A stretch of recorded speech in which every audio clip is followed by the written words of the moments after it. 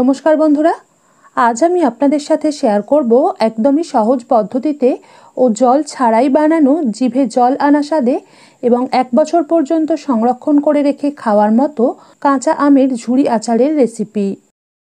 এর জন্য প্রথমেই এখানে আমি 3টে অর্থাৎ 500 গ্রাম কাঁচা আম ভালোভাবে ধুয়ে নিয়েছি।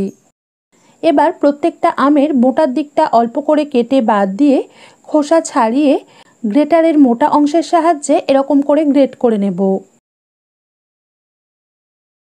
তারপর একটা কড়া গরম করে নিয়ে দিয়ে দিলাম 40 মিলি মতো সরষের তেল। এই আচার বানানোর জন্য সরষের তেলের পরিমাণ একটু বেশি ব্যবহার করলে স্বাদটা যেমন ভালো হবে তেমনই দীর্ঘদিন পর্যন্ত ভালোও থাকবে। এখানে আমি 500 গ্রাম আম নিয়েছি আর আমটা খোসা ছাড়িয়ে আঁটি বাদ দিয়ে দেওয়ার পর মোটামুটি 350 থেকে 400 গ্রাম হবে, সেজন্য 40 মিলি সরষের তেল ব্যবহার করছি। তেলটা গরম হয়ে এলে গ্যাস একটু কমিয়ে 2টো শুকনো লঙ্কা আর হাফ চামচ মতো 5 ফোড়ন দিয়ে সুন্দর গন্ধ বেরোনো পর্যন্ত সাঁতলে নেওয়ার পর দিয়ে দিলাম গ্রেট করে রাখা কাঁচা আম, পরিমাণ মতো নুন এবং হাফ চামচ হলুদ গুঁড়ো। সব উপকরণ মিশিয়ে মাঝারি আঁচে 2 থেকে 3 মিনিট মতো ভেজে নেব। এই 2 থেকে 3 মিনিট ভেজে নেওয়ার ফলে কাঁচা আম সুন্দরভাবে মজে যাবে। তবে এর থেকে বেশি সময় ধরে কিন্তু ভাজার কোনো দরকার নেই। প্রায় 3 মিনিট ভেজে নেওয়ার পর এখন আপনারা দেখতেই পাচ্ছেন যে আম কতটা মজে এসেছে। এবার এর মধ্যে দিয়ে দিলাম 300 গ্রাম ভেলি গুড়। 500 গ্রাম আম খোসা ছাড়িয়ে আঁটি বাদ দেওয়ার পর 350 থেকে 400 গ্রামে দাঁড়ায়, সেজন্যই আমি গুড়টা 300 গ্রাম ব্যবহার করছি। তবুও আম যদি একটু বেশি টক হয় সেক্ষেত্রে গুড়ের পরিমাণটা আর 50 থেকে 60 গ্রাম মতো বেশি লাগতে পারে, সেটা আপনারা দেখে একটু বুঝে অ্যাডজাস্ট করে নেবেন। আর ভেলি গুড়ের পরিবর্তে সমপরিমাণ আখের গুড় দিয়েও এই রেসিপি বানাতে পারেন।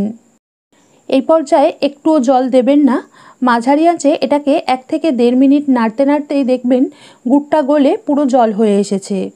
তখন গ্যাসের ফ্লেম একটু বাড়িয়ে হাইতে করে দিয়ে আরও 7 থেকে 8 মিনিট অর্থাৎ যতক্ষণ না গুড়ের জলীয় ভাবটা শুকিয়ে এই আচারের মধ্যে একটা পাক চলে আসছে আর আচারটা ঘন হয়ে রঙটা ডার্ক বা কালচে মতো হয়ে আসছে, ততক্ষণ পর্যন্ত এটাকে ফুটতে দেব।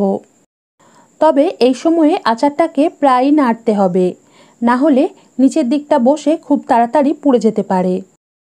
এখানে একটা কথা আবারও বলে রাখি, এই আচার বানানোর জন্য একটুও জল ব্যবহার করার কোনো দরকার নেই, কারণ জল ব্যবহার করে আচার বানালে সেই আচার খুব তাড়াতাড়ি নষ্ট হয়ে যাওয়ার সম্ভাবনা থাকে। সেই সময়ে আচারের ভাজা মশলা বানানোর জন্য একটা প্যান গরম করে নিয়ে 2 থেকে 3টে এরকম ছোট ছোট টুকরো করে ভেঙে রাখা শুকনো লঙ্কা দিয়ে 20 থেকে 25 সেকেন্ড মতো হালকা করে ভেজে নিয়ে দিয়ে দিচ্ছি এরকম চামচের 1 চামচ করে গোটা জিরে, মৌরি এবং হাফ চামচ মেথি। মেথির পরিমাণ যেন বেশি দিয়ে দেবেন না, তাহলে আচারের স্বাদটা হালকা একটু তেতো লাগতে পারে। মাঝারি আঁচে এগুলোকেও কিছুক্ষণ ভেজে নেওয়ার পর সামান্য একটু মুচমুচে হয়ে এলে গ্যাস বন্ধ করে 1 চামচ গোটা কালো সর্ষে মিশিয়ে একটু নেড়ে সর্ষেগুলোকে সামান্য একটু গরম করে নেব। তারপর মশলাগুলোকে একটা মিক্সির জারে ঢেলে 1 চামচ মতো বিট নুন দিয়ে হালকা দানা দানা রেখে গুঁড়িয়ে নেব। একেবারে মিহি করে গুঁড়োবেন না, হালকা দানা দানা রেখে মশলাগুলোকে গুঁড়োলে আচারটা খাওয়ার সময় মশলাগুলো মুখে পড়লে স্বাদটা আরও বেশি ভালো লাগবে। এদিকে আচারটাকে হাই ফ্লেমে প্রায় 8 মিনিট ফুটিয়ে নেওয়ার পর আপনারা দেখতেই পাচ্ছেন যে আচারটা ঘন হয়ে রঙটা কতটা ডার্ক বা কালচে হয়ে এসেছে এবং দেখুন গুড়টাও নিচে কড়ার দিকে লাগতে শুরু করে দিয়েছে। তার মানে বুঝে নিতে হবে যে আচারের পাকটা সম্পূর্ণভাবে চলে এসেছে।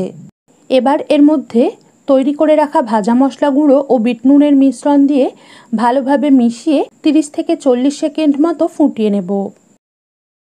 তারপর নুন, ঝাল ও মিষ্টির স্বাদটা চেখে দেখে প্রয়োজন হলে অ্যাডজাস্ট করে নিয়ে গ্যাস বন্ধ করে এর মধ্যে দিয়ে দিচ্ছি এরকম ছিপির 1 ছিপি ভিনিগার। এই ভিনিগার প্রিজারভেটিভের কাজ করে আচারটাকে দীর্ঘদিন পর্যন্ত ভালো রাখতে সাহায্য করবে। ভিনিগারটাকে মিশিয়ে নেওয়া হয়ে গেলে এটাকে পুরোপুরি ঠান্ডা করে নেব। আর পুরোপুরি ঠান্ডা হয়ে গেলে আচারটা আরও একটু ঘন হয়ে যাবে। তারপর অর্থাৎ আচারটা পুরোপুরি ঠান্ডা হয়ে গেলে একটা পরিষ্কার ও শুকনো কাঁচ কিংবা চীনামাটির পাত্রে আচারটাকে ঢেলে ঢাকনা বন্ধ করে এটাকে রাখতে হবে। নর্মাল অবস্থাতেও রাখতে পারেন, আবার ফ্রিজেও রাখতে পারেন।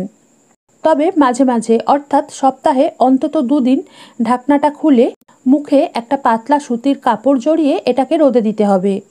তাহলেই আচারের স্বাদ যেমন আরও বাড়বে, তেমনই আচারটা দীর্ঘদিন পর্যন্ত ভালোও থাকবে।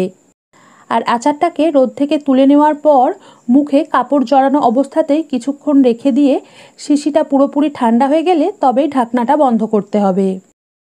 আরও একটা দিকে খেয়াল রাখতে হবে যে আচার যেন কোনো রকম ময়েশ্চার বা জলীয় ভাবের সংস্পর্শে না আসে, কারণ আচার যদি ময়েশ্চার বা জলীয় বাষ্পের সংস্পর্শে আসে তাহলে খুব তাড়াতাড়ি নষ্ট হয়ে যাওয়ার সম্ভাবনা থাকে।